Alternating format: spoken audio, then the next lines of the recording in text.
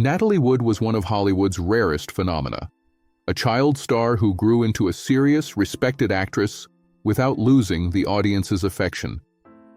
Born Natalia Nikolaevna Zakharenko on July 20, 1938, in San Francisco to Russian immigrant parents, she was introduced to the film industry almost before she could speak. Her mother, Maria, believed strongly in Natalie's destiny and worked tirelessly to secure opportunities for her. By the age of 4, Natalie had already appeared on screen, and it was immediately clear that she possessed a natural, emotional intelligence far beyond her years. Unlike many child performers of the era, Natalie was not merely cute or precocious. She was expressive, focused, and deeply intuitive. From the beginning, her performances suggested an inner depth that audiences connected with instinctively, setting the foundation for a career that would span decades and leave an indelible mark on American cinema. Childhood fame and an early breakthrough. Natalie Wood's rise to prominence began with roles that showcased her remarkable ability to convey vulnerability and sincerity. Her appearance in Miracle on 34th Street in 1947, at just 8 years old, became a defining moment in her early career. Playing a young girl who learns to believe in wonder, Natalie delivered a performance that felt authentic rather than rehearsed, earning praise from critics and audiences alike. The film's success introduced her to a national audience and firmly established her as one of Hollywood's most promising child actors. Yet fame at such a young age came with pressures rarely discussed at the time. Natalie grew up under constant scrutiny, balancing studio expectations with schooling and a carefully managed public image. Despite these challenges, she continued to work steadily, developing discipline and professionalism that would later allow her to navigate the difficult transition from child star to adult actress, becoming a voice of youthful rebellion. The 1950s marked a pivotal transformation in Natalie Wood's career as she stepped into more complex and emotionally demanding roles. Her performance in Rebel Without a Cause in 1955 signaled a turning point, both for her and for Hollywood's portrayal of teenage identity. As Judy, Natalie captured the confusion, longing, and emotional intensity of youth with a rawness that felt strikingly modern. Acting opposite James Dean, she demonstrated not only chemistry, but emotional courage, earning her an Academy Award nomination and widespread respect within the industry. This role shattered any lingering perception of her as merely a former child actress and positioned her as a serious dramatic talent. The film itself became a cultural landmark, and Natalie's performance resonated with a generation searching for authenticity and understanding. From that point forward, her career was defined by substance rather than novelty, artistic maturity, and career peaks. Throughout the 1960s, Natalie Wood reached the height of her artistic powers, choosing roles that reflected emotional nuance and psychological depth. In Splendor in the Grass, she delivered one of her most powerful performances, portraying a young woman grappling with repression, love, and societal expectations. The role earned her an Academy Award nomination for Best Actress and cemented her reputation as a performer unafraid of emotional complexity. That same year, she starred in West Side Story, bringing warmth and sensitivity to the role of Maria. While her singing voice was dubbed, her expressive acting gave the character lasting emotional impact. Natalie's success during this period was not just commercial, but artistic, as she became known for carefully selecting projects that challenged her.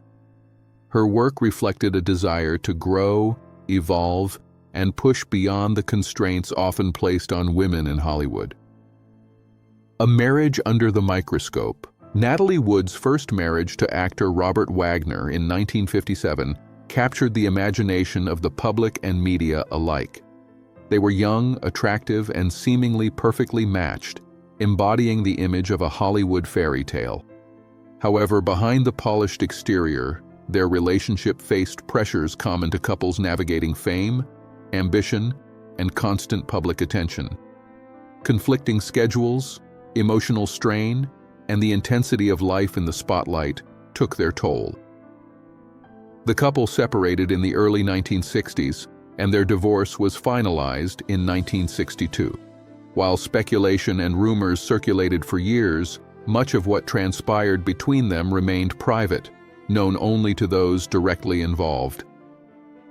Natalie handled the end of the marriage with dignity, continuing her career without public bitterness.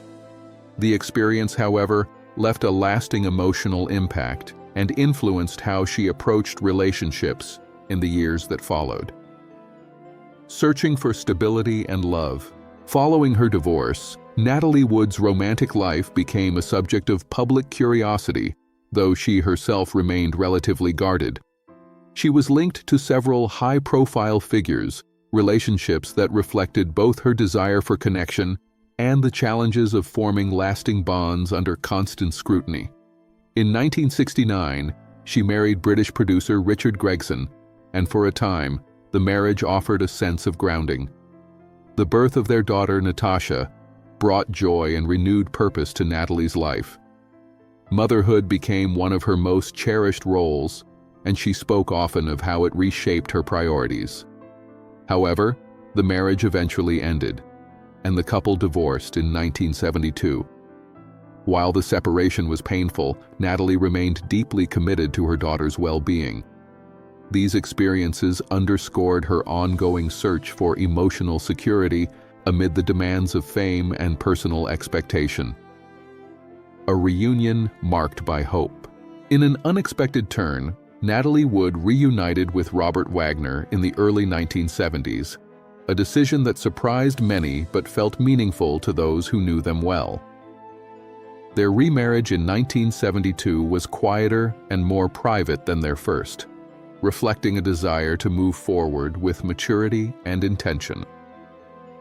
Together, they welcomed their daughter Courtney in 1974, and for several years, Natalie appeared to find a sense of balance between family life and professional ambition.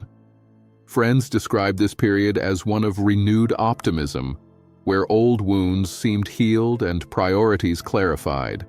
While no relationship is without complexity, the family presented a united front, and Natalie continued to work selectively, focusing on projects that aligned with her evolving sense of self. This chapter of her life suggested growth, reconciliation, and the hope that past struggles could give way to stability. Re-examining an unsettled case. Decades later, renewed attention brought fresh scrutiny to Natalie Wood's death. Advances in forensic understanding and re-evaluations of witness statements led authorities to reopen the case in 2011. The coroner later amended the cause of death to drowning with undetermined factors, acknowledging uncertainty rather than drawing conclusions. This change did not assign blame, but recognized that the original investigation may have lacked critical clarity. The decision reflected a broader cultural shift toward reassessing past cases with greater transparency. While speculation intensified, investigators emphasized that unanswered questions do not equate to proven wrongdoing. The reopening of the case served less as an indictment and more as an acknowledgement that some truths remain elusive. For Natalie's family and admirers, the renewed investigation reopened old wounds, but it also reaffirmed the importance of accuracy, fairness, and restraint when confronting unresolved history, fame, silence, and human complexity. The enduring fascination with Natalie Wood's death speaks to something deeper than mystery alone. It highlights how fame can complicate truth, memory, and accountability. In high-profile cases, silence is often interpreted as guilt, though it may also reflect grief, fear, or a desire for privacy. Over time, narratives can harden into assumptions, even when evidence remains inconclusive. Natalie's story reminds us that public figures are still human, shaped by emotion, vulnerability, and imperfect circumstances. The passage of time does not always bring clarity, but it can encourage empathy and caution. Rather than framing her life through the lens of tragedy alone, it is important to recognize the fullness of her experience, her talent, her resilience, her relationships, and her lasting impact on film. Her legacy deserves to be remembered with balance, dignity, and compassion. Remembering Natalie Wood. Natalie Wood's legacy ultimately transcends the mystery surrounding her death. She remains a symbol of artistic excellence, emotional honesty, and perseverance in an industry that often demanded more than it gave. Her performances continue to resonate, not because they were flawless, but because they felt real. She brought humanity to every role, allowing audiences to see themselves reflected on screen. While questions about her final hours may never be fully resolved, her life offers a far richer story, one of growth, ambition, vulnerability, and enduring influence. Remembering Natalie Wood means honoring her work, respecting the uncertainty surrounding her passing, and resisting the urge to reduce her story to speculation alone. In doing so, we preserve not only her legacy as an actress, but her dignity as a person whose life mattered far beyond the mystery that followed it.